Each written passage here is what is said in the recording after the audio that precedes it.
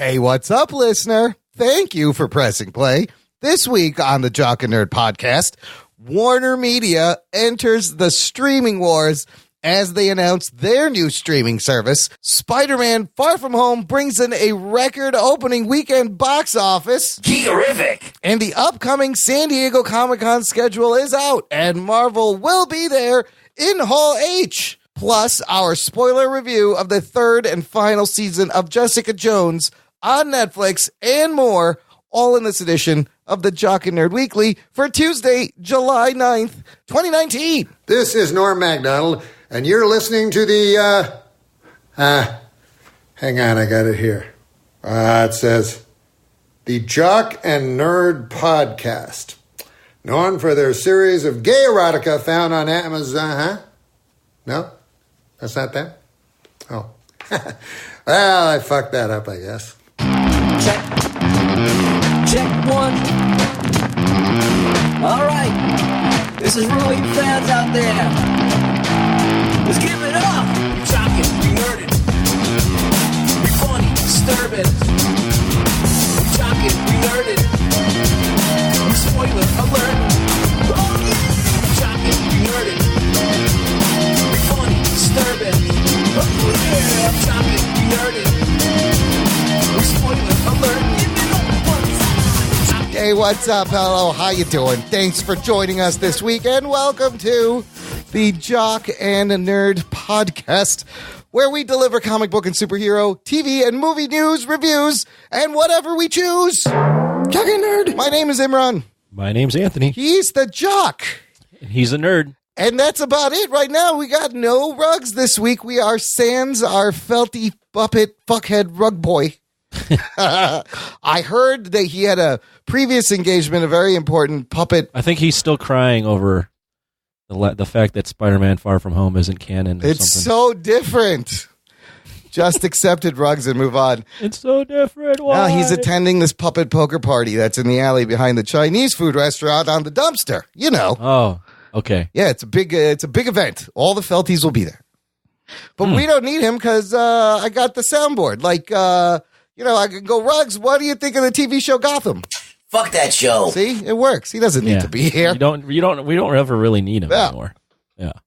Right, Ruggs? Absolutely. Geekerific. And then the other weird thing why he couldn't be here is we're recording a little bit early for this week's show because somebody is going to Las Vegas again.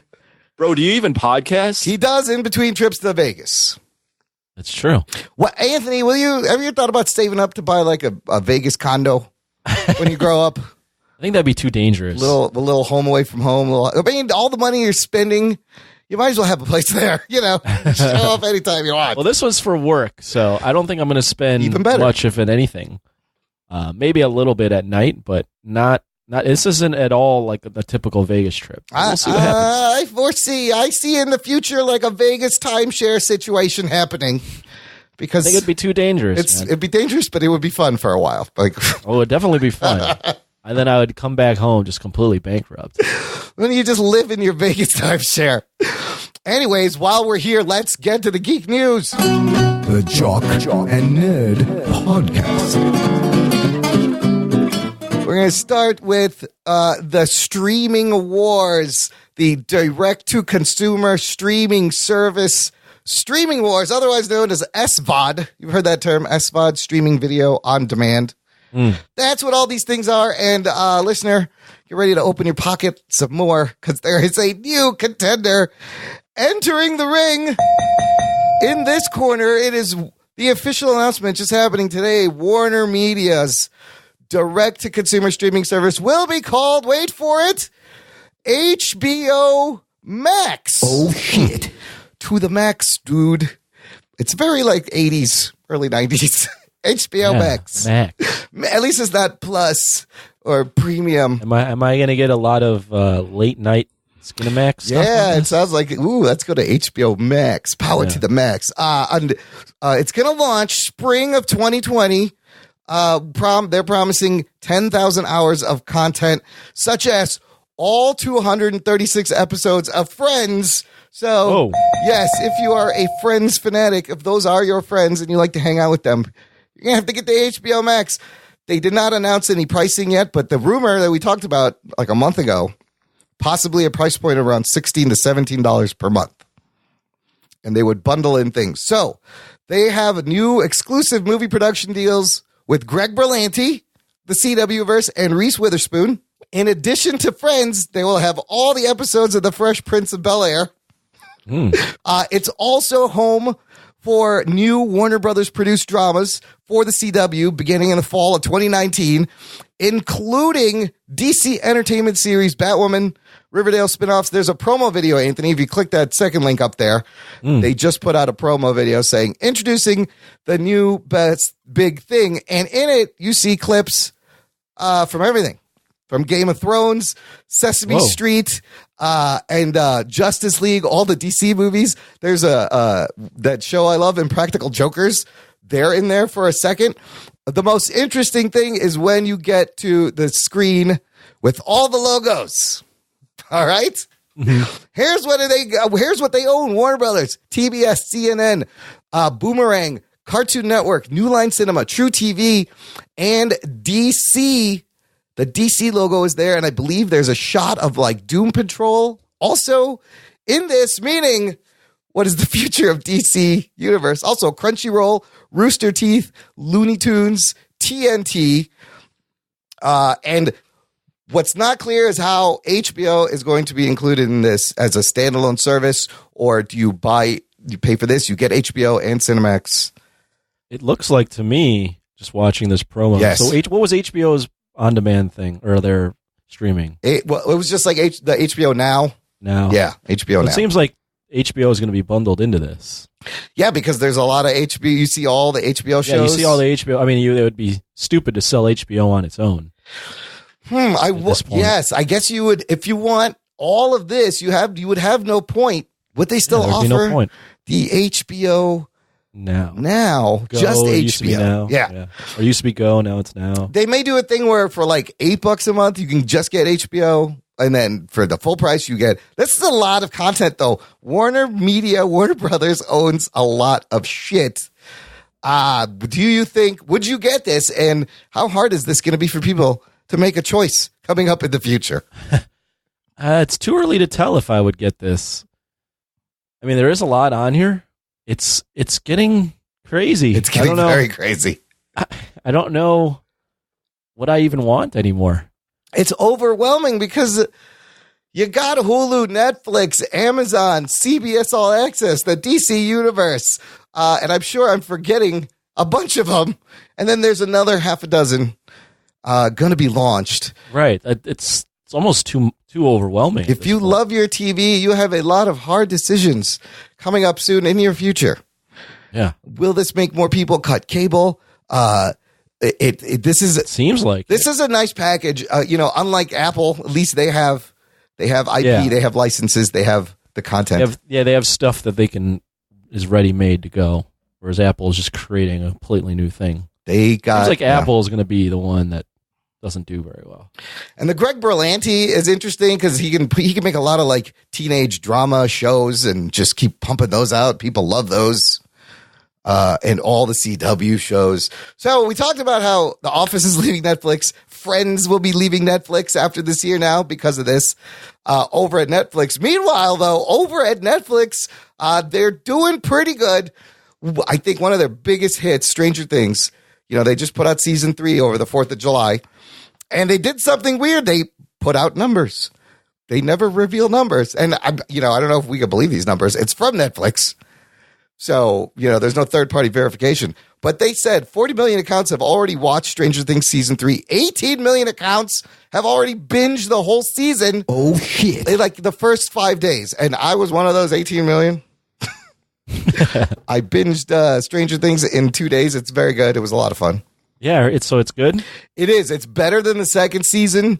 And like just the 80s mall nostalgia.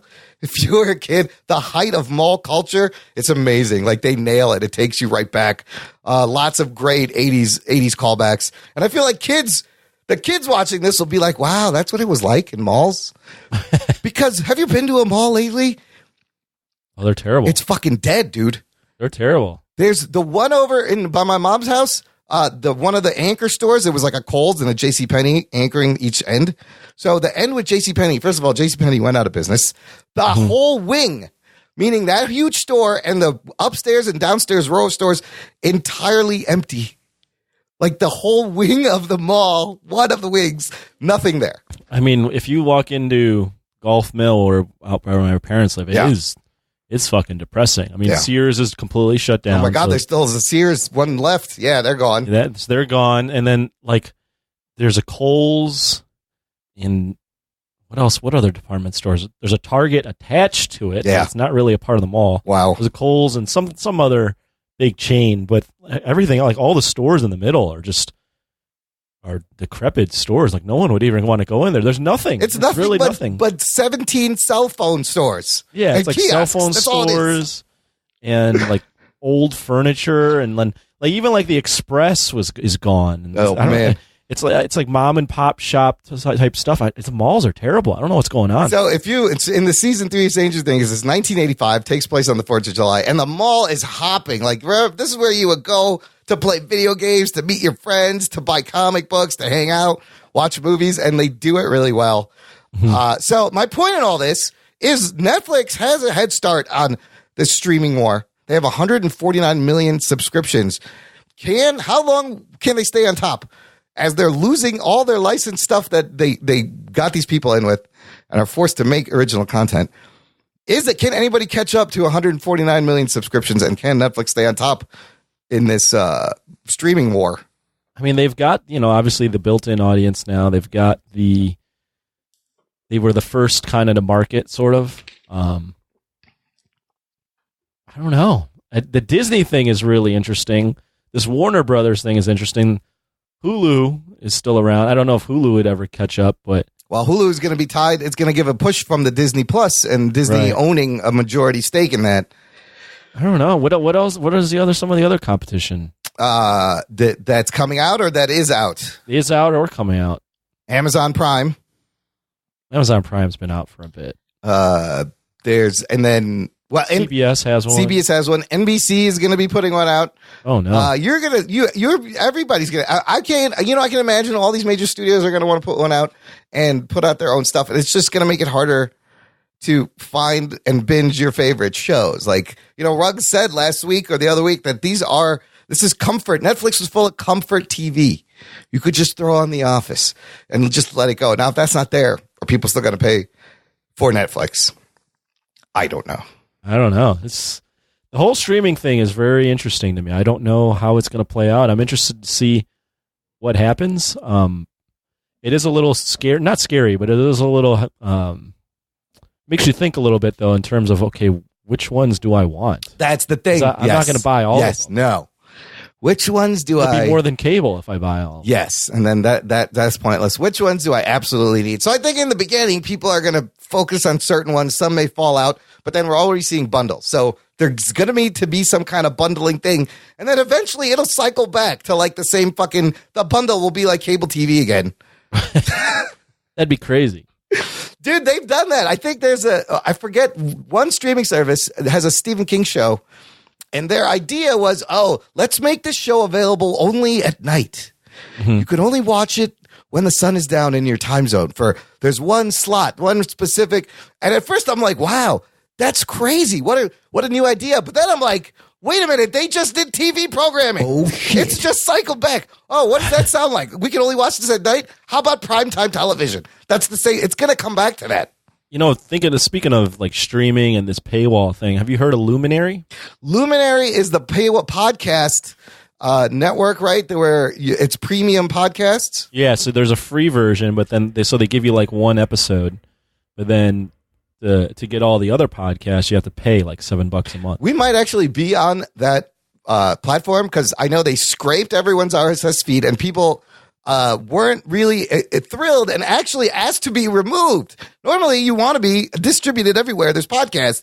But Luminary, when they came out, there's a little PR snafu because they were like, these are only premium podcasts, and we're going to put everything behind the $7 a paywall, but you don't know any of these shows, and everyone scoffed at it. And then they're like, oh, no, there's going to be all the podcasts in here. But they may put ads in there. They weren't clear. And a lot of podcasters were like, you know what? I don't want to be part of this. It got out. I mean, it looks like you can listen to regular podcasts on here, but then there's some that are behind the paywall. Exclusive, yes. And we are on here. We are on there. Excellent. I mean, Spotify's doing that too, where they're making exclusive deals with people so that the podcast is just on Spotify. That's weird. So some of these, they're like the Conan O'Brien show is on here now. So it's probably exclusive just to Luminary. The Rappaport show is on here. Here's the thing. With so many free podcasts, just like the streaming, am I going to pay for podcasts? I don't know any of these. I mean, I don't know. I don't think I would do that. I don't know. I wouldn't. Well, here's what caught my eye. So the one that I saw that caught my eye was on the website The Ringer. Okay. It was Break Stuff, the story of Woodstock 99. Oh, okay. And I read the article, and the article has to do with the first episode of this. It's about Limp Bizkit's role in Woodstock 99. Yeah, Woodstock 98 was the good one. 99 was the really scary one with fires and raping. Right. Yes. And that article is interesting, and I haven't listened to the pod yet, but they give you that one for free, and then they're like... Then it's $7.99 a month. So I think it's 12 episodes. So there's been a thing, a lot of companies have been trying to find the Netflix of podcasting, which I don't know if it translates the same way, if you could even shove podcast into a Netflix model, because the beauty of the podcast has always been free. Right. It's a open source democratizing media. So, but that sounds interesting. If you listen to that first episode and it hooks you, would you pay $8 a month? I don't know. I do know. Well, there was a Joe Rogan podcast where he had on one of the fucking smart guys that he has on, Sam Harris. Okay. And they had talked about how in podcasting there's two ways to monitor. Well, there's multiple ways, but the two big ways are keep it free. Yeah.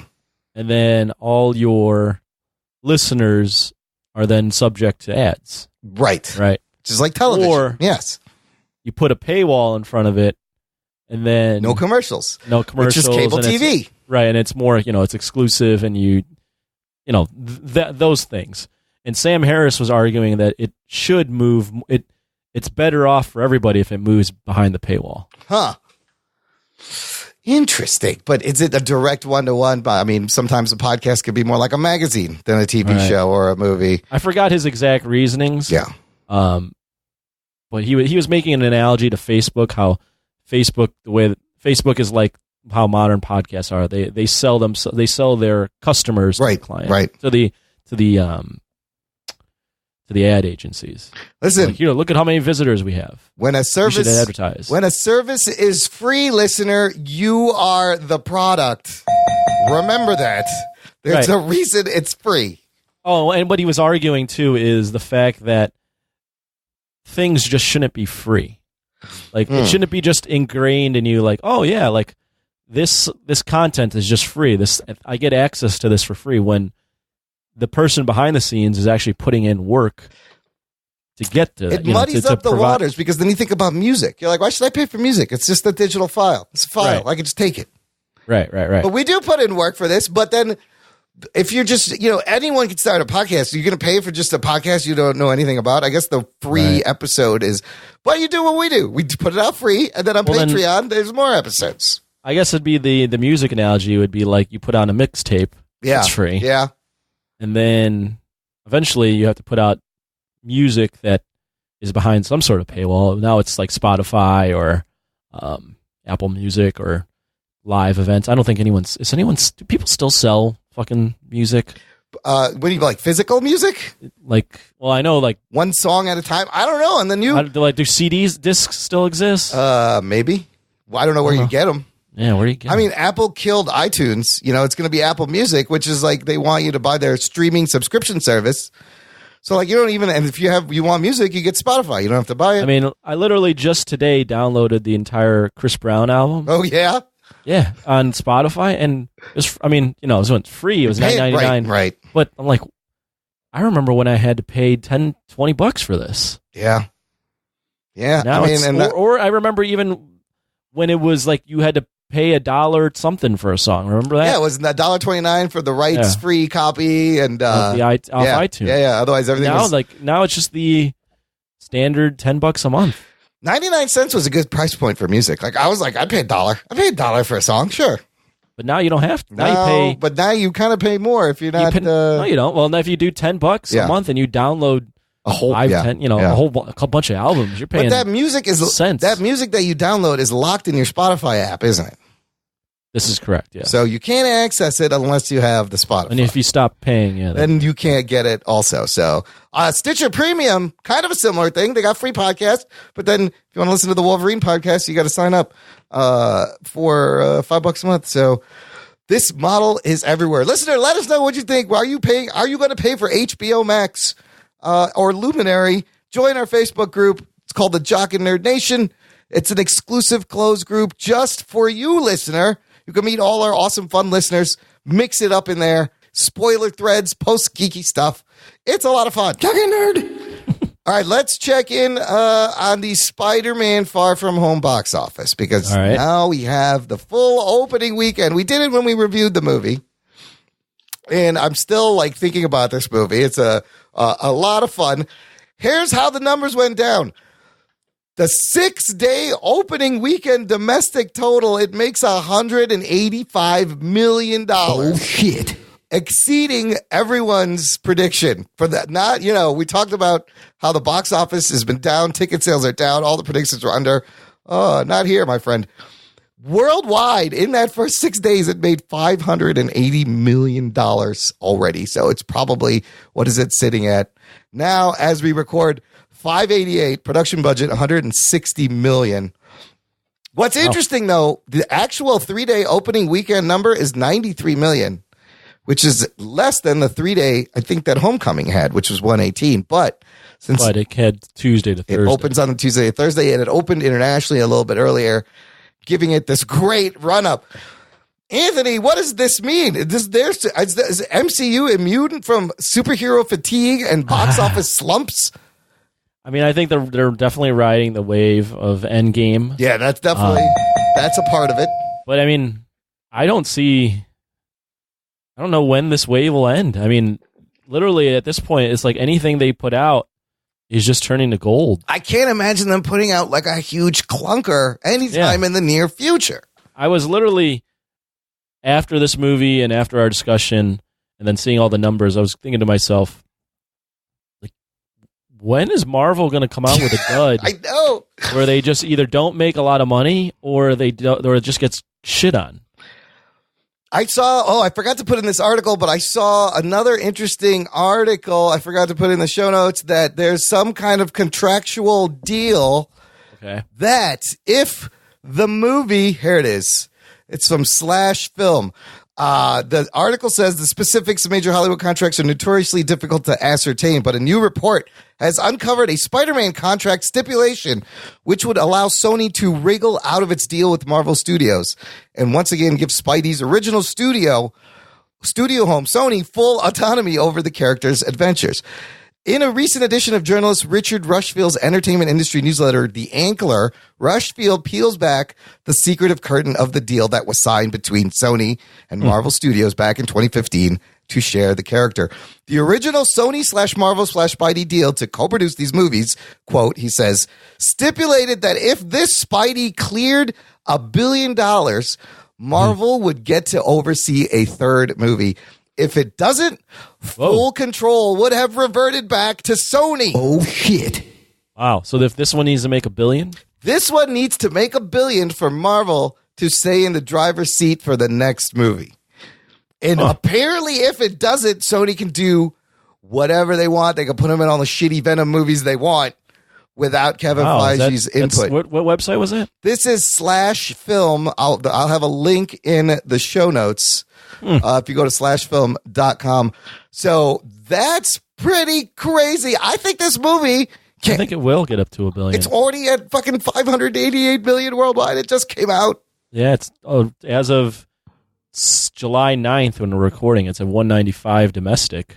Yeah, it's been out since July 2nd. Man, you'd have to imagine it's going to get to at least 300, 400 million. Yeah, maybe 350, 400. What did Homecoming do? Let's look it up. Internationally, this movie's at almost 400 million internationally. So that's amazing.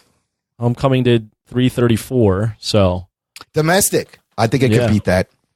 Yeah, I think it could beat that. And then worldwide foreign, it did 545. So I think it could beat that $500,000. I mean, I think so it needs to make up 122 million. It looks like it's amazing that Marvel, even after Endgame, can keep this momentum going, and they did it really well. There is no superhero fatigue here. A lot of these insiders saying this could even turn around the rest of the summer and even the year for movie theaters. The excitement of this movie. And so if they make $1 billion, it stays with Marvel for a third movie. Yeah. Huh? Yeah, because wasn't the contract, it was for 5 movies, and this is his 5th appearance as Spider-Man in the 5th movie. I feel like they're very confident, though, that they're going to get another movie, because I don't think they would have done the ending they did. Right. Without them being like, yeah, we're going to continue this story. I mean, the setup was specific to Spider-Man and to the MCU in general. Yeah, and I don't see how Sony can not be pleased with the reception they get with Spider-Man and they're killing what Marvel's doing with it. Like, I'm sure they want to cross it over with Venom and all that stuff, but they're killing it so much with Marvel. It's don't mess with that formula. Yeah, and I think they make most of the profits off of that, right? I forget what the contract was. Sony does. Sony, I think Sony makes all the profit. I think the deal was Marvel, let us make the movie, back the fuck up, and you get to keep the money. It's fine. Right. Because Marvel's making $1 billion a goddamn movie anyways. And then we can use them in our universe and put them in our movies and in our movies. Correct. Yes. And after the contract's over, I don't know. So I wonder what's going to happen with the contract. Right? Okay, so you saw it a second time. Let's do a little more spoiler talk. Spoiler alert. For Far From Home, and for the listener who hasn't seen Far From Home, watch this movie before you get spoiled. Highly urge you to do that. Anthony, you saw it a second time with your mom? I did. I saw it with my mom right after we were done podcasting. How did she like it? Yeah, of course. She loved it. She really enjoyed it. Any observations on a second viewing? Okay, so I still liked everything. I found the high school stuff funny. JB Smoove for me is I just love him. I think he's so funny. Yeah. His character's pretty one note, but I just find him so stupid and funny. Well, he just plays himself and everything, but it's great. It's just great. Hilarious. I just like JB Smoove. Yeah. I did think that Peter gets the girls in these movies now just way too easily. A little easily. Like he just happens to like the hot girl, and the hot girl just happens to like him. There's not really a struggle there. The struggle's more that he's Spider-Man. But I would hope that they could, my hope for the movies would be that he would struggle a little bit to get these girls. Maybe they would think he's a loser. Yeah, and he had to win them over. And he had to win them over a little more. But it seems like the girls just like him. Well, she was already into him. She's checking him out. She was into him. The girl in the last movie was into him. Is she the hot girl, though? They don't even really play her. She's like they play her down. Weird, quirky, that she's dressed down. Yeah. You know, she's not like a cheerleader or anything. She's pretty beautiful, though. Yeah, she is. She is. Yeah, so that would be my only thing. I mean, the third act is fucking crazy with the illusions. Overall, I didn't. My opinion really didn't change from movie to movie. If anything, it just solidified what I thought in the review. So I don't really have much to add. Yeah, it is fun to watch the second time, especially after the big twist in the end. Yeah, it's not. The only thing is, it's not one of those movies where I'm like, I would be geeked to like throw that on. Yeah, like there's definitely better Marvel movies. So I still keep it like right in the middle, but it's a solid film. It's entertaining enough. The high school stuff is good. Jake Gyllenhaal's Mysterio is really good, and my opinion doesn't really change. Again, spoilers. So the whole, when J. Jonah Jameson plays the video, and Mysterio reveals Peter Parker, Spider-Man. I was still like, this is a fucking game changer. But then I went on the Voice from the Underground podcast last night. It's out now. Had a great time. All three of them there. We talked Spider-Man, and they made me see that a little bit differently. And then in that the public knows that Mysterio faked all this shit. Why would they buy this weirdly edited video saying Peter Parker is Spider-Man? Mm-hmm. Is that a way out of him dealing with it by just discrediting the source? I don't see any other way out of this. I did see something one of our friends posted, or maybe it was Ruggs, but there was an article that was saying him being outed as Spider-Man isn't the worst thing in the world. Did you read that? Or was like a comment on a message board? No. It was basically, the gist was, why is this such a bad thing? Avengers are considered heroes at this point. Yeah, oh, that's true. If he was outed as Spider-Man, he would be revered as a hero. Because he's an Avenger. He's an Avenger, and why would anyone believe some video, That's the thing. Why would you believe this video by this bad guy when it's been, right. Now you know that these things were faked. With any sort of investigation, you would have found out that this was all fake. So I see that point. It also mirrors, I like the point that it mirrors the end of Iron Man and the moment where he says, I am Iron Man. Yeah, this one is, but he doesn't say it. But this one, it's not him. It's crazy. J.K. Simmons yelling it out to the world. There are some interesting comments that the director and Kevin Feige, who's this? I think Kevin Feige said, first of all, I was shocked that they were able to keep this a secret. And the way they did it is they waited until the very last minute to ask J.K. Simmons so that it would not get out. And he was like, you want me to do what? He's like, that's awesome. Now, regarding this and the multiverse, it's possible the multiverse does exist and Mysterio is just full of shit. Jameson being in this movie and in the Raimi movies may not necessarily prove the multiverse because he's saying things like, we like this idea that it's a new Jameson. He's not from another dimension, multiverse, something like that. It's a new Jameson in this world played by the same actor. Basically, they say they picked him is because nobody else could have, done it. He was just perfect. I think someone could have done it, but I loved that it was him. So I don't mind it at all. In fact, I'm sure everyone that I've talked to, other than Ruggs, everyone I've talked to has been like, that was awesome. I'm glad they have him back. I was super geek because that's all I wanted. I was like, somehow I wish they could bring him back. He was pitch perfect as Jameson in the Raimi films. But you know what? I do want them to do the thing where Spider-Man is a criminal for a little while, where he's a menace, where people hate him and he has to dodge things. Because that's straight out of the comics. It's in a different context now. Did you see what might have been Bilotti? I don't know if he put this in our chat or someone else or another chat, but did you see what his idea was for the third film or what he suggested? I think I did read that. What did he say? He said, since Spider-Man's a bad guy, yes, maybe like the government or someone would hire someone to kill him, and that person they'd hire would be Kraven. Would be the last one. Yes. Shit. That would make a lot of sense. In fact, John Watts has said if he could pick the next villain, he would love to do I think that'd Kraven. be fantastic. I think it's time for Kraven. We've seen a lot of the other rogue villains. They haven't gone to Kraven. Kraven is an excellent character. You have Dimitri introduced. You can make Dimitri the chameleon, and then his brother is Kravenov, Kraven the Hunter. Tie all that together. Holy shit, that would be a great movie. And then you do like a Sinister Six movie, maybe. I like how they're not forcing too many villains in these movies. Yeah, I think you still keep going one villain at a time. They've learned their lesson. Also, John Watts has revealed how long Nick Fury has been a Skrull.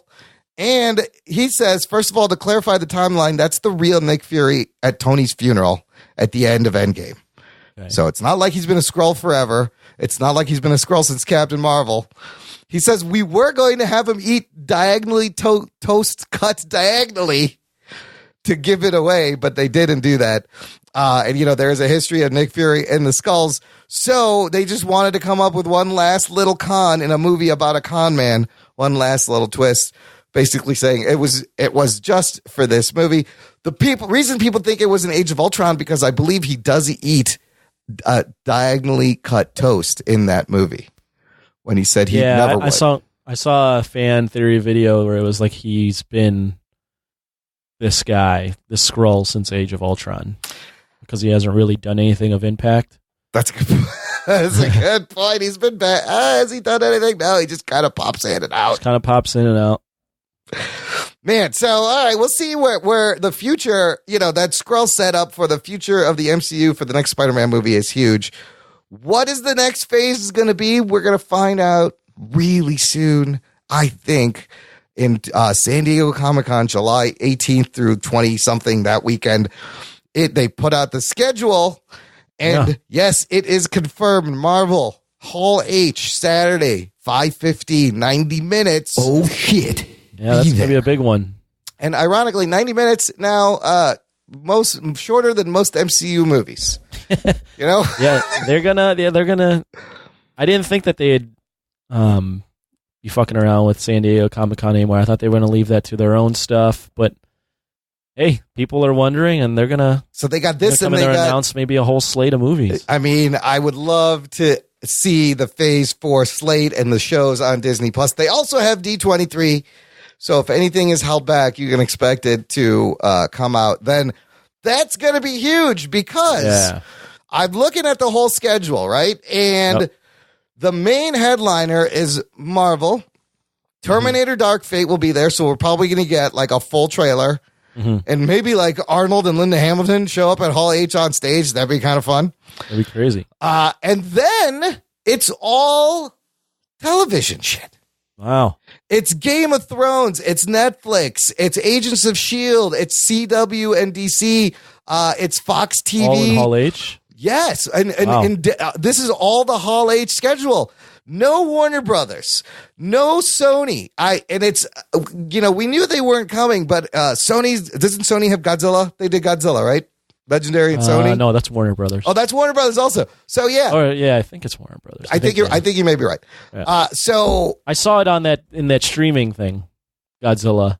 Oh, in the promo for HBO Max. Yeah, so it's Warner Brothers. Yeah, that's right. It's anyways.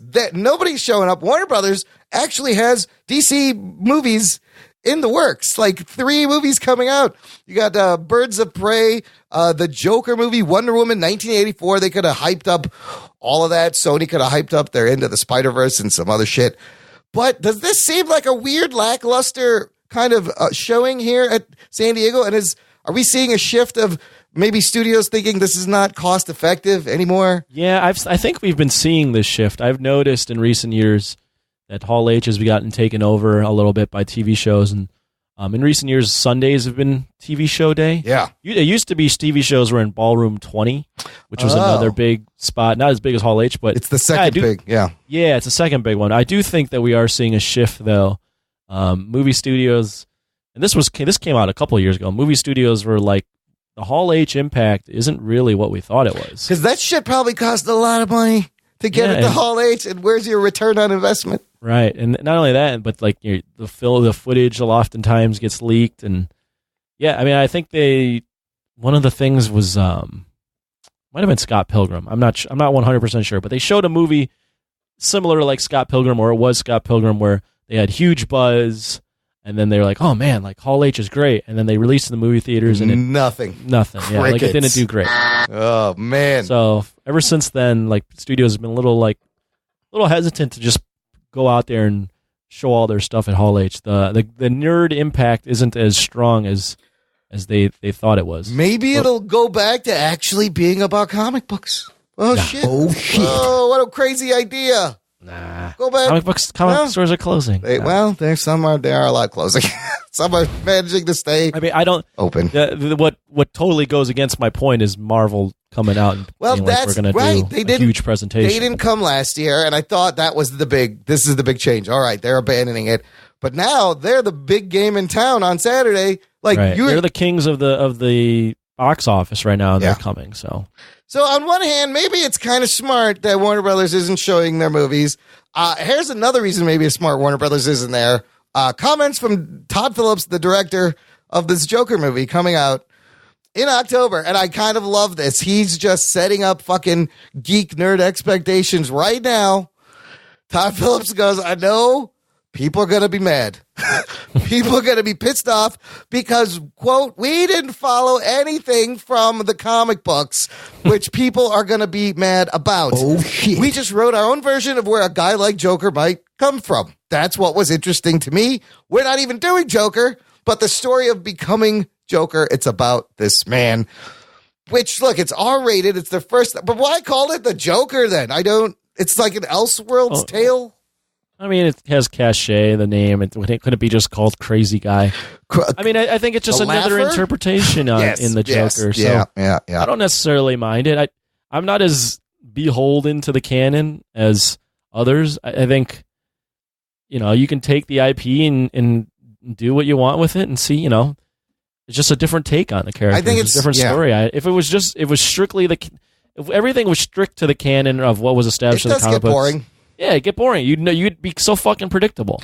You want, though, a little bit of the essence of the source material to seep in. But I think it's also smart for him to be like, look, this is going to be a completely new origin story of this character. But it also kind of works for the character of the Joker, where we've seen Heath Ledger give him different origins, and no one really knows where he is, where he came from.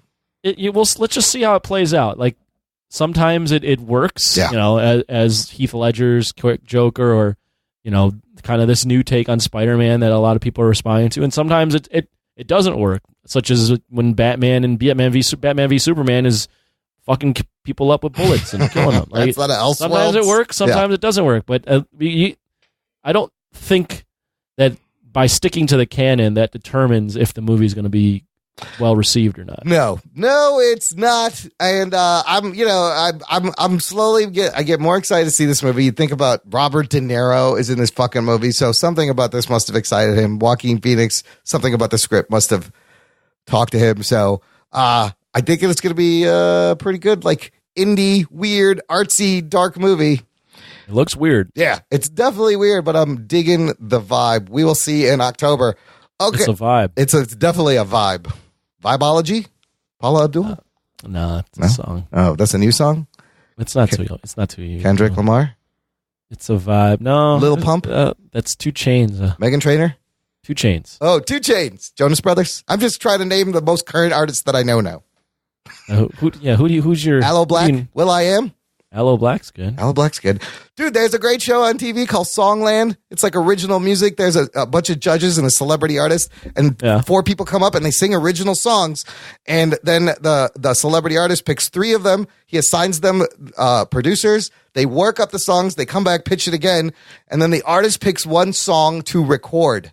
And so the Jonas Brothers have been on this. Meghan Trainor, Will.i.am. The last one was amazing. Aloe Black and David Leitch, director of Hobbs and Shaw. This dude, his song got picked. It's going on the soundtrack of Hobbs and Shaw. Oh, shit. Like, what an amazing opportunity for a nobody songwriter. And I love this show because I love the voice in America's Got Talent, these fucking shitty shows, but they're always singing cover songs. This original songs are really good. Just like original music from a bunch of different songwriters, different ages, different times of their life. And then they really get into the creation of a song. They tweak things right there on the spot. They make it better. It's really fun to watch. And you see them. What channels it? It's on NBC called Songland. And with that TV recommendation for junk TV in the summer, we're going to take a quick break, play some promos, and we'll be back to discuss Jessica Jones Season 3 right after this. After these messages, we'll be right back. Hey, hooligans, this is Michael. This is Michelle. This is Jeremy. From Who the What Now? The show about strange stories from the internet. And Bigfoot came over and beat his ass. Oh my God. He knocked him around a little bit, and he just kind of went limp, and Bigfoot left. Pop culture. Jean-Claude Van Clam. Jean-Claude Van Clam was supposed to be the alien in Predator. Mm-hmm. And did a jump splits and ended up with his bat right in the dude's face. That's his move. Do I get the part? In our crazy lives. I'm like, oh, there's a cat on my back. And then all of a sudden I feel something. I feel a furry paw go down my ass crack. Just slide right down my ass crack. I was like, what are you doing? You can catch us on all your favorite podcast applications. Spotify. iTunes. Libsyn. iHeartRadio. Stitcher. Your mamas. And wherever else they have quality podcasts. So don't miss out on the next Who the What Now?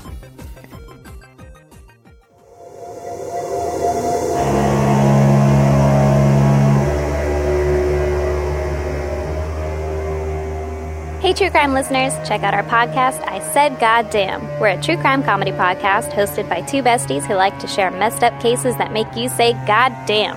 Every Sunday, we try to one-up each other's story by sharing a horrific case the other has never heard of. Along the way, we splash in some wildly inappropriate jokes and colorful language. Listen every Sunday from any of your favorite podcast directories. Also, follow us on Twitter at ISGD Podcast or visit our website, isgdpodcast.com.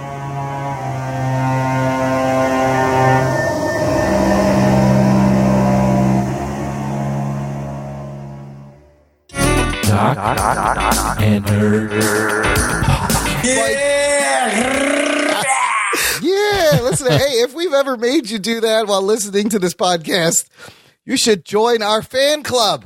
It's called Jock and Nerd Max, dude.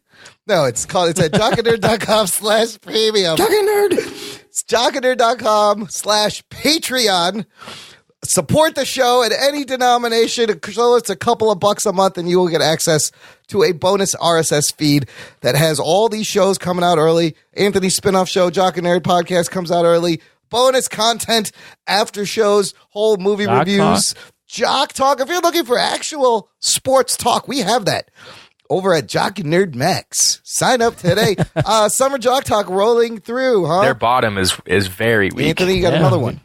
Yeah, we had another one. So a lot of NBA stuff, some UFC stuff. We even talk about Chaz's upcoming MMA debut.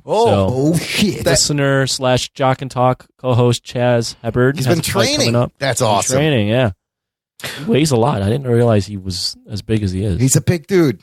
He says he's 6'4" or 6'2", 250. You would never tell by the tone of his voice. No, I didn't realize he was such a big dude. A gentle giant. What do you think of his odds? I think he could take him. I don't know. He's going to crush him. Yeah, absolutely. We don't even know who he's fighting. Doesn't matter. He's going to crush him. He's going to crush him. Chaz, good luck. And you're training for this. It's amazing. And if your balls are hot. My balls was hot. That means you're going to win. Remember that. That's... It's an early warning.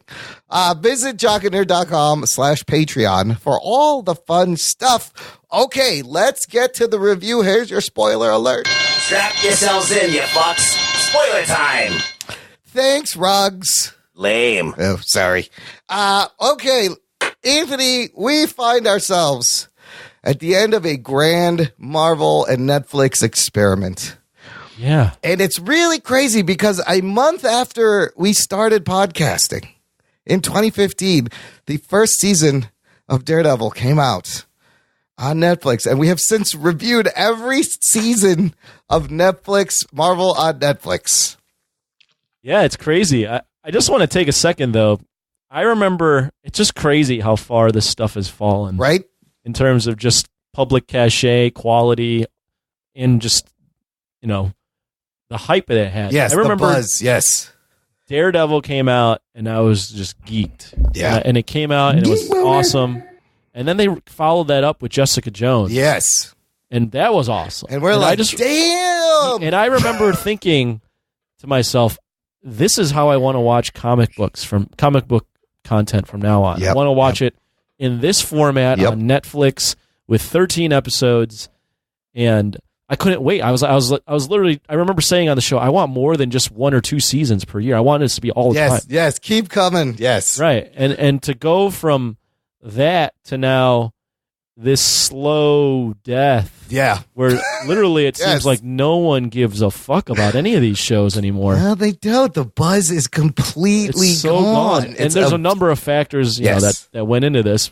But such as not only quality, but episode length, but then there was also the fact that Netflix was going to be in competition with Disney and they didn't need Marvel's money anymore. All sorts of things we don't have to talk about now. The landscape changed dramatically in 5 years. Yeah, it's just crazy to me that it ends on this whimper where I don't think there's no buzz around this show. Dude, I remember those days we were promised, here's a look at the MCU universe street level in a prestige serialized format. And if you go, I think episode 5 of the Jock and Nerd podcast was our Daredevil season 1 review.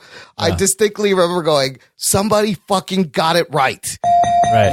So excited. It had so much potential for the future. And now we are here at the 13th and final season of Marvel on Netflix, which is Jessica Jones. Season 3, the one of the only 2 series is Daredevil and Jessica Jones to get 3 seasons on the Marvel Netflix. And that's really just because they started first. Right. Before the fucking ship started sinking a little bit. Mm-hmm. On the Rotten Tomatoes, this season is sitting at 73%. On the tomato meter, 6.57 out of 10. So, not a fucking home run, but not a piece of shit as far as the tomato meter is concerned. And I'm glad we're doing this now because I watched this so long time ago, I've almost forgotten the whole fucking show. Sorry. Anthony, you watched this most recently. Let's just get into some opening thoughts. I want to talk about the cast specifically and the characters. But overall, you powered your way through these 13 episodes. Yeah. And this is the end of Marvel on Netflix. Was it a fitting end? No. I mean, it was... if I could describe this show, it was fine. Yeah. I wasn't compelled to keep going, but once I started, the story was interesting enough to watch it. It's kind of just okay. It's not really. I don't really have a strong opinion on this one. It's kind of sad in terms of like this being the last one, and they never really reached the heights of that first season with Kilgrave. No, and that was a huge handicap. Right, starting with fucking David Tennant as Kilgrave. Right, they started so hot, and they touched upon themes of rape and trauma and PTSD. And this season, there's some themes of like it's still about doing abuse, the right thing and abuse, survival. And, but and turning your abuse into something positive and right and wrong.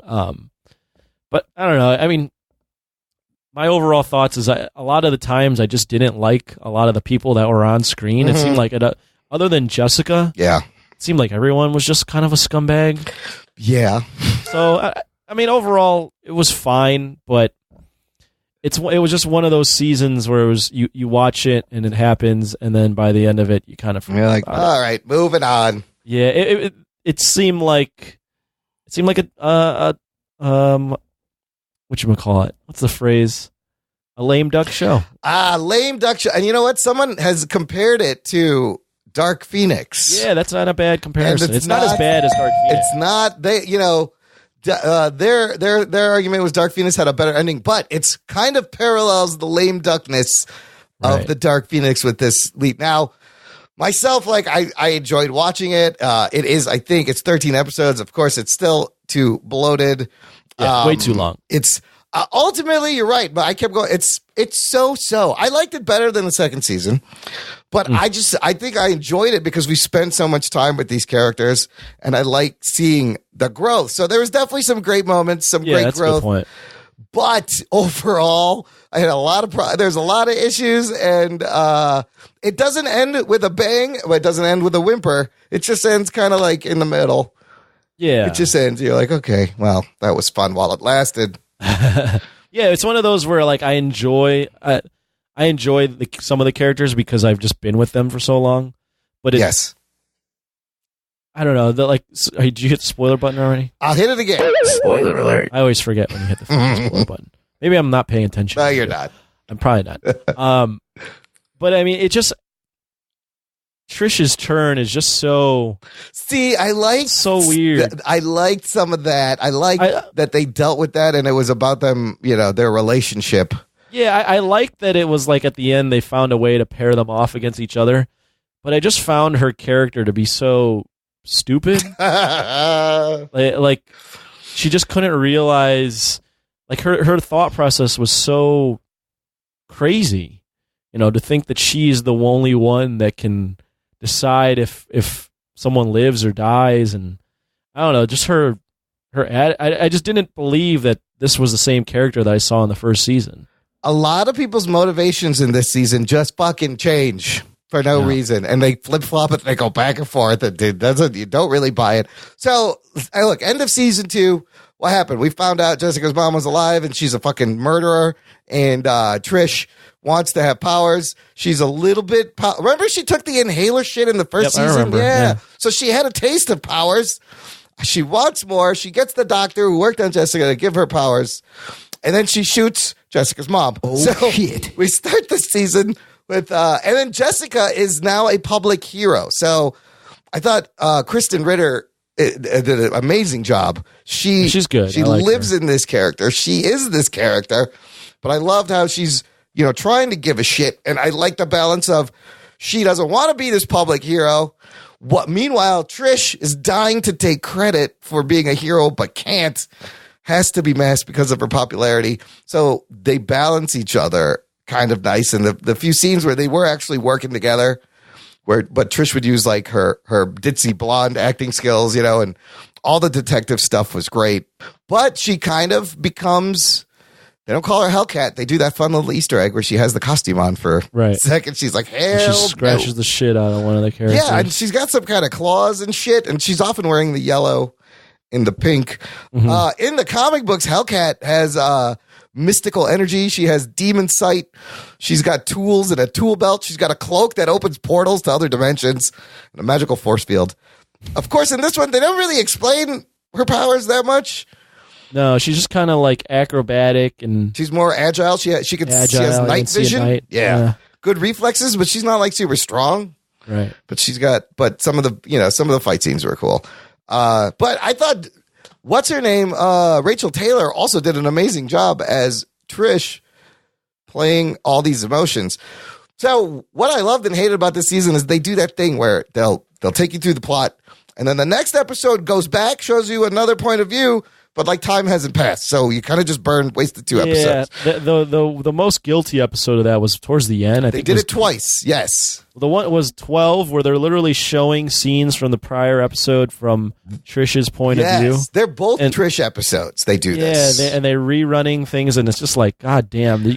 That's when you can tell the show is just they're padding the shit out to get to 13 episodes. Although I really enjoyed the Trish centric episodes, because the second time, particularly the first time. The second episode of the season is directed by Kristen Ritter, and it catches up with Trish, how she's been training all the way up to where the first episode ended. That one, you didn't really need to explain all that in the whole episode. The second time they do it, I love it because it does move the plot forward. It reveals clues, about the killer and what's actually going on. I didn't hate it, but I felt like that could have been done in another way where you didn't have to. I thought it was way too long. This thing could have been like 9-10 episodes easily. I didn't mind the second episode, but that one where they repeat it again, that towards the back half of the season, I was like, oh my God. I mean, that's a big problem with these shows, and we've said this before, 13 episodes is way too long, and a lot of these episodes are them just spinning their wheels. It takes a lot of the drama out of these episodes too, when, you think they caught the killer, like the middle of the season where she beats the killers, she beats Salinger's butt in wrestling. Yes. You're like, yeah, but he's going to get her back. Like, it's only episode 7, So, it takes a lot of the drama out of it at this point. I really think they should have embraced more of, like, an anthology of, like, her solving cases in the first couple of episodes. A bunch of different but they kind of had a bunch of different little cases, but then it all tied together. Yeah, whereas they could have been standalone episodes, and then maybe midway through you introduce someone that's like the overarching villain. I don't know. I like the investigative stuff. They showed a lot of like detective shit and her figuring things out, which is kind of what you want. And I thought it had a strong start. Like the first few episodes did manage to hook me in, especially the end of the first episode where she just opens the door and gets stabbed. No, that was good. You're like, oh, fuck. But the thing is, like, once you kind of figure out, you learn about Salinger and all this stuff, you're like, he's kind of just like this. So that's a big problem. He's just kind of like this, I don't know, he's just not all that compelling to me. He's this crazy serial killer, but is he he's really also like the smartest guy in the room? But which I hate. Really? Shit. I mean, there's times where he didn't appear to be that smart. His plan doesn't work. He gets caught off guard. I just didn't find him all that compelling. No, and the problem is after Kilgrave, you're never going to have a bad guy. That I liked how Salinger was kind of like Zemo from Civil War, where he's playing the two of them, and the whole point was kind of to have her self-destruct. But like his little his motivation of, the people that don't deserve things getting punished and finding out their truth. Yes. I can understand sort of the these people don't deserve what they're getting, or they get praise and they haven't earned it. It's unfair that me with my intellect gets no credit, but these fuckers who just get powers do. I guess I could understand that, but the whole finding their truth thing and taking pictures. I just was like, this is kind of cockamamie. It's very bullshit. tropey too. There's a lot of cliched things they do. You know, it doesn't really do anything new, and he's just really like plot armor towards the second half of the season. Like, yeah, there's a lot of plot armor around him where it's just like it's just things just happen to get him to the next thing. I mean, midway through, I'm just like, fucking kill him. Well, here's like maybe not Jessica, but like somebody, just somebody kill him. Like, why don't we just get rid of him? But here's my second problem with this is like that whole conversation where, you know, now Jessica wants to do it by the book and Trish wants to just kill him. Plus he killed her mom, which was fucking, that was crazy. I didn't see that coming. But like, you have Jessica, who just a few episodes ago she's got a guy pinned to the wall with her car. And now she's like, oh no, we got to get him by the book. When if she had just fucking killed him, she would have saved a shit ton of lives. Yeah, and I understand like that argument. It's just weird for me that Jessica's the one doing it. Especially coming off the last Netflix show, which was The Punisher, where I'm like rooting for this motherfucker to kill people. The Punisher ever? Come on. Well, they don't know each other. But weren't they both? Yeah, well. Another big thing, another one of my big problems with the show, two of them. What's the guy with the headache powers? What's his name? Eric. Let's talk about Eric. Eric Geldin. Eric kind of sucks. Yeah, I liked Eric, but his motivations also, he would just like disappear and come back and. Yeah, he kind of just is there to like tell the audience this guy's bad, this guy's good. His character's so.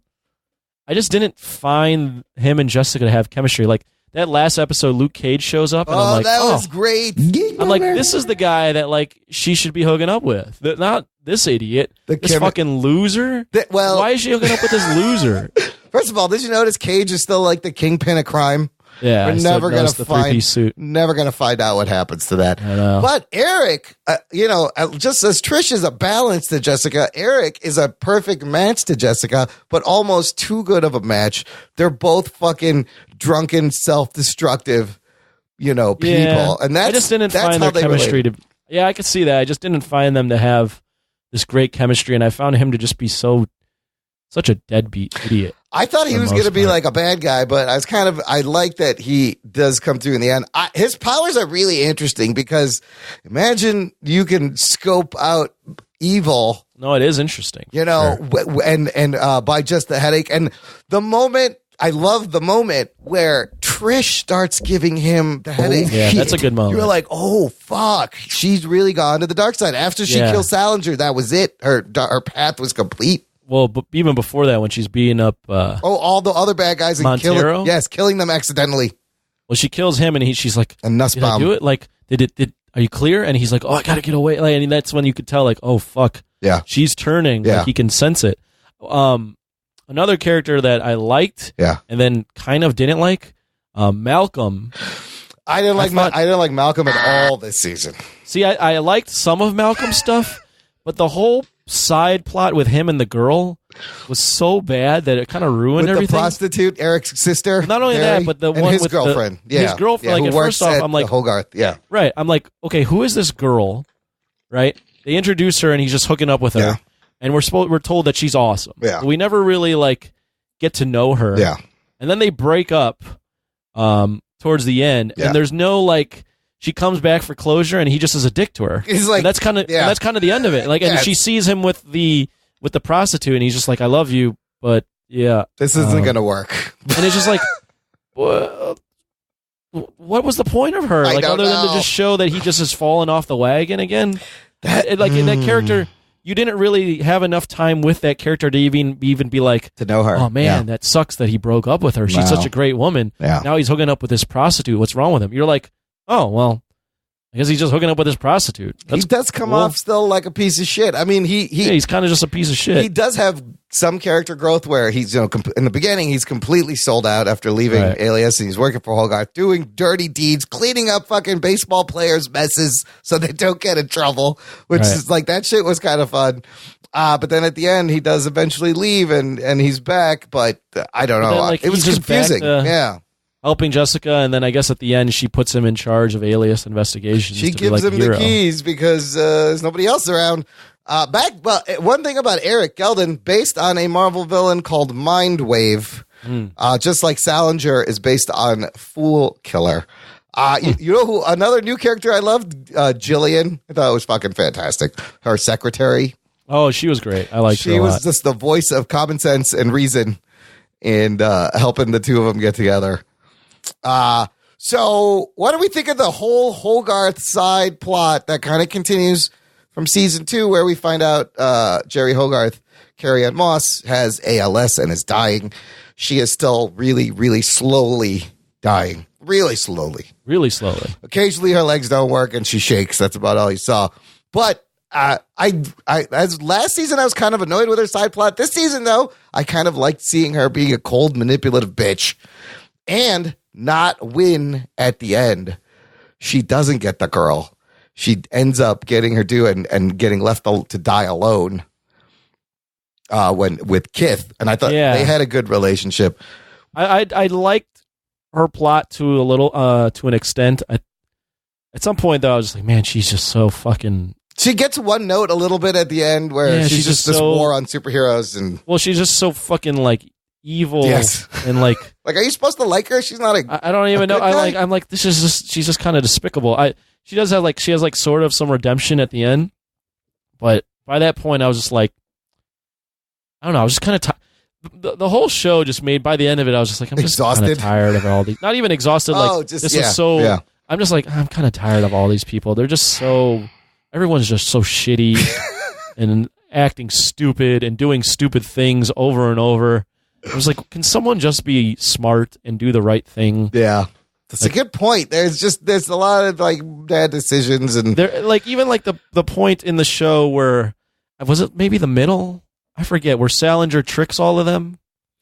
Yes. Where he tricks her with the video? The video of just someone's gonna die. Yeah. And he's following it just and then he kills Trish's mom. Doesn't he? Is it Dorothy? Yeah. Yeah. Well, no. Before that, he even captures. He kidnaps Eric. Yes, Eric. He kidnaps. What did he do to throw them off? I forget. He kidnaps Eric. But there was just a couple times like that where I'm like, really, like he's just that smart. I hate when the villain is like so much smarter than everyone else. But like he was kind of smart. Here's another weird thing. That episode where they kind of bait him to show him where he's hiding the bodies.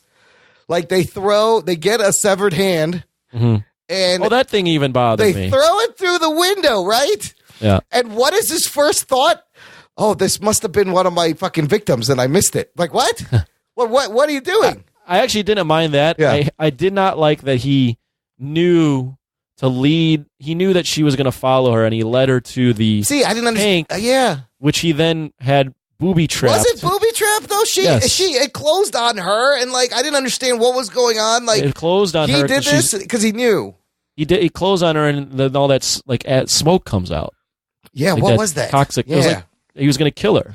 Well, and then he tells Trish, "You can either save me, catch me, or you have 30 seconds to save her." Right. Yeah, like that whole thing. I was like, really? He like knew that. Yeah. She was going to follow him and then fall in there, and then the other person would come and he'd be like, well, you got to go save her. Yeah, it's very contrived. Like there was a lot of convenient things when it came to his shenanigans. Yeah. I just don't have like the whole show was just kind of, I don't know, it's just kind of a slog to get through. It wasn't bad. Right. But it wasn't great either. It was just kind of like, okay, I'm just going to follow this now because I like Jessica Jones, and I have to watch this because I do the Jock and Nerd podcast. We got to finish this. I mean, the completist in me definitely wanted to finish it. Yeah. But it was just, I don't know. I wasn't. I wish it was more about Trish versus Jessica. Yeah, that was the thing, too. If you're going to make it about Trish versus Jessica, you don't just make that turn happen in the last episode. Yeah. I mean, you only had them really face. But you see it coming. But you don't really ever have them face off until the final episode, until the very, very end. And by that point, it's like, okay, like, yeah, this is compelling, but I would have rather seen this play out over multiple episodes. It's just such a last-minute thing. I'm like, you've been just building to Salinger, and now I'm supposed to be like, oh yeah, go get Trish. Yeah, it's a weird pace. Pacing was just weird. They could have made the Salinger thing a lot smaller and earlier, and then most of it would have been her versus Trish. by the way, Rug Boy called us. Remember we were talking about the trailer? He goes, I think she's the bad guy. And I was like, okay. And he was right, of course. So the whole thing becomes a little bit predictable. I will say I did love how I kind of loved the last episode. I thought it had a strong start, first episode, strong finish. After, they do that thing where now Jessica has to fucking protect Salinger from Trish, and then they got to fight, and he got her to say her truth about who she really is, blah, blah, blah. Yeah, I mean, that was, it was fine. Yeah. Like when she was protecting him, but I was just like, I don't know. I was just like, I liked the Trish flashbacks with the stage mom and Rebecca De Mornay, looking young as Dorothy. And I thought they nailed the stage mom thing. And you really get to know more about Trish's character. So we got to find out a lot about Trish. But she kills Salinger and then she kidnaps Hogarth. And then the plan is for her to sit in this fucking metal box for 17 hours. And I was like, oh, fuck, could I do that? Like, I instantly put myself in that. I was like, what would you do? Could you do, like, there's oxygen in there, but you can't get up. You pee in the thing. Oh, yeah. 17 hours, could I do this? When they were like, oh, you're going to be in the box, I'm like, oh, my God. Yes, I immediately thought of what I would do. Right? And then she refuses the sedatives. Oh, yeah. I would have been wanted to be knocked out. Depressants. Yeah, I would have been like, yeah, give me that shit. Yeah, put me out for 17 hours. Make sure you get me out for the full 17. Yes. I want to wake up and I want to be there. Yeah, I want to go to sleep as I'm getting in there. So is she so, like, sadistic that she wants to put herself through this as a form of punishment, or she's just like, I'm badass, I don't need it? I think she's just paranoid. And, there is a final battle. It's not really a battle because obviously fucking Jessica would kill Trish. Right. I mean, the night stuff was the dark stuff was kind of compelling. That was cool where she takes the light out and she can see. But they just the show's never been about great fight choreography, right. And this wasn't Daredevil. Awesome either. Yeah. It was a little bit surprising when she stabs her through the hand. In the hand. Oh, she doesn't even react. No, she doesn't feel it. The speaking of fight scenes, the scene where she takes Trish and throws her to the other roof. That's great too. Yes, it's funny. She flings her, but it's so comically bad. I mean, the way they I don't know what even that was. The way they filmed that, but it was like weird wire. It came out of wire work. Yeah, no, it wasn't even wire work. It was like something from the 90s, where I don't even know what that was, but they just instantly shrunk her as she was going away. They made her smaller, and they sped it up. So it was so unnatural looking. I was like, what the fuck? It does take you out of it for a second. It was just funny. The other funny moment is when when Jessica wants Trish to prove to her mom that she has powers and just shoves her out the window. Yeah. I love when they do shit like that. And she's just standing there and she fucking pops back up. That was some good stuff. The very end of it, I thought also was great. The moments where Trish is caught, they're taking her to the fucking raft. I was like, oh, fuck. And they have that one glance across the parking lot. And you see Jessica give Malcolm the keys. It kind of wraps up everybody's thing. Eric goes on his thing. And then she's at the train station. And she's about to just leave. And you hear fucking Kilgrave's voice. Oh, shit. Going, oh, that's it, Jessica. Just leave. Run away from your problems. Everything will be fine. And everything turns purple. And then she turns around. I'm like, oh, she ain't going. She's going back home. And she comes back, and it's a shame that that's where it ends because they kind of left it. I also love when Trish realizes she's the bad guy. After he reads her the rights, she's like, I'm the bad guy.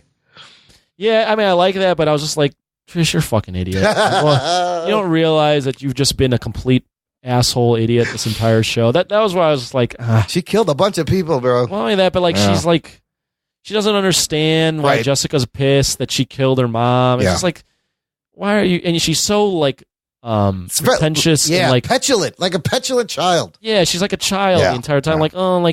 Only I know what's right. I want to kill him. I want to be the hero. Right? It's like, oh yeah, I want to be the hero. It's like, shut up, bitch. I don't know. That's why a lot of it just falls apart for me because I just don't like Trish. Yeah, and I don't know. I didn't believe that she was this stupid.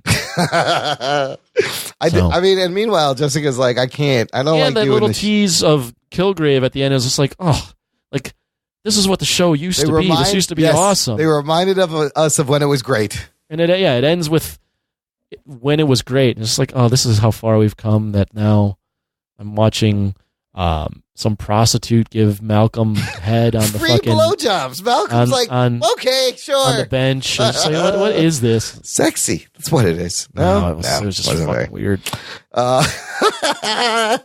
And like, I had another thing. Yeah. Literally, like, every woman in this show has just been abused. It's just like, why is everyone so fucking broken? Everyone is fucked up. That's like, Jessica Jones' world, though. I guess, but like, every woman has been beat up. Like, every story was like, the guy that was holding out and about to sue Kith. Yes. Like, he beats his wife. Yeah. Oh, right. Like, they found the dirt on him. And then like Trish is in the hotel room. It's like, oh, he gets beat. That woman's just getting beat over there. Oh, yeah, next door, yeah. Malcolm sees a prostitute. Oh, she gets slapped. Like, it's just like, why is every woman getting like, why is this? Yeah, it's like, why is every woman in this show just getting abused physically? What is going on? Because it is a show about abuse and survival and the justice system and vigilantism. It can happen. I don't need it to be beat over my head. It was a little heavy-handed. The show was just a little... There wasn't the nuance that we had in that first season. I mean, you can't match fucking Kilgrave and and she's still... But it's a lot of times I feel like they forget of the stuff that's happened and the trauma that she does have, and why not have more cameos from other street level heroes that are around. I don't know if they knew this was going to be the end. No, I don't think they did. Clearly, I mean, this was like done with production, I think, when they announced this. So yeah, I mean, it just ultimately just kind of ends so. It's like the first season was this meaty filet mignon. There was like so many layers to this, something that had been marinated for such a long time, and then by the end you're still getting steak, but it's like that day old thin ass skirt steak you see. Yeah, nobody bought at the end of the day. It's the skirt steak or that piece of steak where you're like, fuck, they cut off like none of the fat. It's a little dry now. It's overcooked. Right. It's just like some like sort of like ribeye that was like sitting there forever. Like I don't know. It's just the whole show this whole season didn't really have anything I could sink into that I was really enjoying. I mean, and some of it really like made me angry. Yeah, made me angry in terms of they don't really show Jessica doing a lot of feats of strength, but that whole thing where she tracked Salinger's first kill and then tipped the gazebo over like it was nothing. Oh, that was cool. That was cool, and found the body. And then there's the hair. It took forever. This fucking hair on this body, and then for her to agree to destroy the evidence because he was going to out Trish, and the way she does it by making shit drip from the ceiling, that's just a little weird. But then I did like the moment where she just blows it off the thing and the hair flies up. But why would they leave really important evidence just laying there like that? Yeah, I just more or less just didn't like the fact that she's like, this is your one chance to get Salinger, and you're like, oh no, I gotta save Trish. Just fucking kill Salinger. And even Trish is like, you should have fucking put me in jail. Yes, she wanted to go. It's like, yeah, I guess you want to save your friend, but getting the killer is important. And she's willing to take the fucking and she was willing to take the fall. Take the fall for it. I don't know. It's just they flip back and forth for like. At one point, Eric's like, I'm out. I can't do this. And then he just shows up again like 2 episodes later. No explanation. Helping out again. Eric sucked. I like that gangster with some Blakowski or whatever. She's throwing him in the pool. Mm-hmm. I don't know. I kind of love those gangsters. Even like those gangsters. Like there was we had a couple scenes with them, and then one of the gangsters gets the shovel through her body. Oh, yes. And then we never see her again. It's like, wouldn't they be mad? Wouldn't they go out? Wouldn't they figure into this plot? Finding them. Well, look, let's rate it then. Okay. Rank it, rate it. I mean, I think it's clear how this thing has just petered out, and it's just a so-so episode. So give me, I don't know, give me a number, or where would you put this in terms of all the Netflix seasons? So what do you want first? Give me a number. 5 out of 10. Oh, okay. Now, between 5.5 out of 10, somewhere around there. between 3 seasons of Daredevil, 3 seasons of Jessica Jones, 2 seasons of Luke Cage, 2 seasons of Iron Fist, 2 seasons of The Punisher, and 1 season of Defenders. Where would you put this? Jeez. So I would put the Defenders, the 2 seasons of Iron Fist, and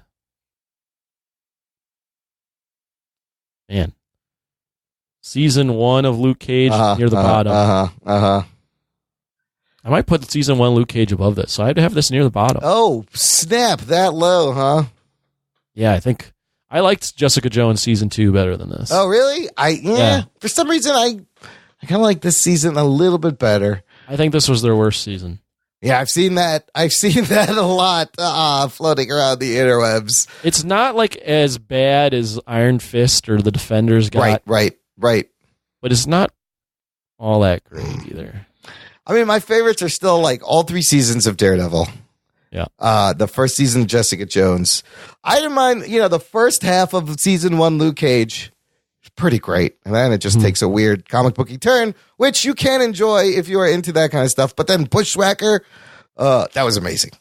Remember how awesome that was? And then the Punisher 2 seasons I would put after that. I thought those are both pretty good. Mm-hmm. And then Jessica Jones season 2, or 3. I don't know. It's like... It's at this point, it's just like... it doesn't matter. It's toward the middle bottom. Yeah, clearly the Iron Fists are the worst. Yeah. Or bottom. Yeah, the Iron Fist shows and Defenders are clearly the worst. Defenders, what a fucking letdown, man. I still am kind of pissed. Yeah, that was bad. Hurt that happened. And it was 10 seasons, but then it still felt like too long and too short. 10 episodes. 10 episodes, yeah. Was it 10 or 8? It was 8. It was 8? Yeah. And it was both too long and too short at the same time. I remember thinking that. Iron Fist season 2 was 10. And that got marginally better. It got better. But you're right. All these shows, the buzz and the quality, just kind of on a downward slide. I mean, Daredevil season 3 was really good, I thought. Yeah. That's right. Punisher season 2 wasn't terrible. Oh, that's right. So there was a few bright spots. Daredevil season 3 was the best by far of like these last, like season 2, season 3. Right, the last episodes. Seasons of things. Yeah. By far. Everything else is kind of just like Punisher season 2 is entertaining. Luke Cage season 2 was entertaining. Iron Fist season 2 was passable. This was like passable. This is passable. Yeah. Yeah, I guess you're right. I'd give it like a 6 out of 10 too for the season. What they should have done is the shows should have changed after Defenders. Kind of, change. Also, maybe different tones. All the shows kind of started becoming very similar in tone. Yeah. Where it would have been great to have a martial arts show that was really martial arts in Iron Fist, but they all kind of look the same.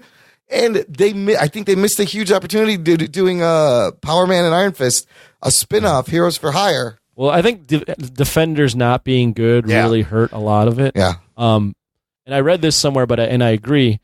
The problem with these shows is they glance over like these serious themes, like they tease like some sort of serious theme that has some depth and nuance to it, like the trauma or the rape or falling off the wagon or something. But it's nothing more than like a cursory glance, and then it kind of all the shows kind of become sort of samey in terms of how they're shot, their tone, and this overly serious gravitas that they're trying to put towards, and like these long running cat and mouse games that happen throughout. Burn, with flashbacks to their childhood. So they all sort of become the same. And after 5 years of this, it's now like, this all needs to be.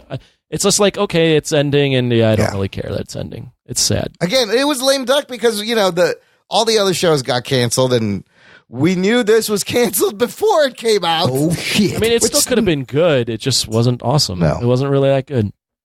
No, and it's a shame given what season 1 of Jessica Jones was and the good stuff. But, it was never really all connected like they wanted. That's also always disappointing, but it's been long enough where you now that it's not. Just forget about it. But it was a great experiment. crazy 5 years. At least we got these 13 seasons of these characters in some form. We may see them again in the future. Yeah, I wouldn't say that they're done. I could see some of these shows coming back. I don't think everyone is completely done. There is that thing where they got to wait a few years. But, for example, at the end of Homecoming, we talked about how Peter's identity's out there. Peter's going to need a lawyer. What do we got? We got the Matt Murdochs. That would be amazing. Also, Jennifer Walters, She-Hulk, is a lawyer. Oh, you still think that these are going to cross over into I don't know. Marvel? I don't know. Absolutely not. No, Matt. No. If they introduce a Matt Murdock, it's not going to be Charlie Cox. I am 95% sure that this will never cross over into. Okay, so then Marvel. The only hope, like we've talked about, these IPs these characters have is on Hulu in some form. We're going to get a Ghost Rider show now on Hulu. That should be a little bit darker. And Hellstrom, you could easily start bringing in some of this mystical stuff here, or bring in a Daredevil, a dark.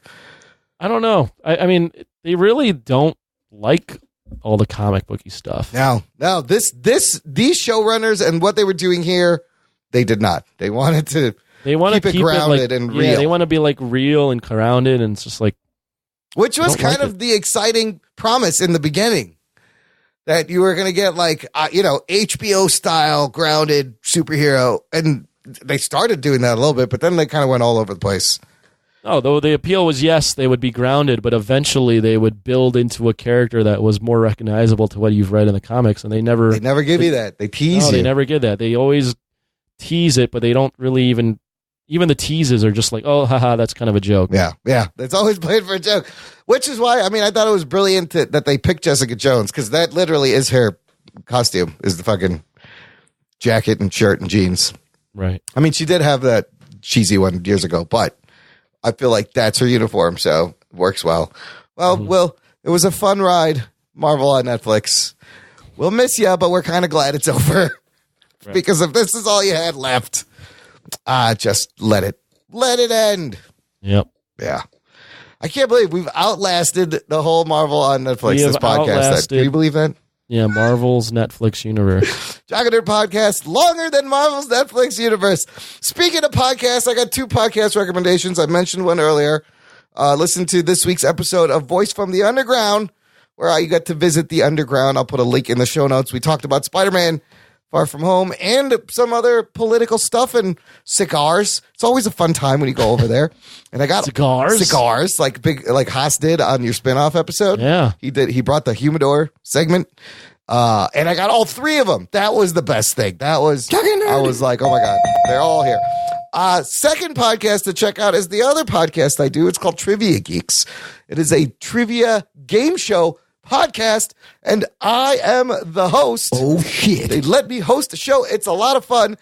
I will put a link to an episode that is a Trivia Geeks Jock and Nerd mashup. We have Matt Delhauer going up against Jimmy Graben, none other than this Jimmy Graben. I love this movie. And that was a lot of fun. I was geeking out to meet Jimmy Graben. Jimmy was geeking out that he got to meet Matt and myself being a listener, being the awesome listener that he is. And he knows a lot about sports, and he proves it in that episode, getting all these questions right. So check the show notes, which you can find at jockandnerd.com/283. All right, Anthony, that's it. Any final thoughts for the lovely listener? Tell a friend. Spread the geekery. This is the Jock and Nerd podcast. I was going to do that. I wasn't asking you to do my job, but... Come on, guys. We got to rally. We got to donate to the show. Come on. Let me tell you about Tony, all right? Holler. Tony ruins lives. Stop ruining lives. Just to give us some money. Yay. Give us all your money. Tell all your friends. Follow us on all the social medias. Thanks for listening. Spread the geekery. Join the empire of stupidity. There you go. Do everything, listener. Do it now. Do it now. Grab my hand. Thanks for listening to the Jock and Nerd podcast. My name is Imran. My name's Anthony. He's the Jock. He's the Nerd. We'll peep you next time. That's a big fuck up right there. Oh, right. Lame. Somebody touch my spaghetti! Jock and Nerd. Right there. Oh, right.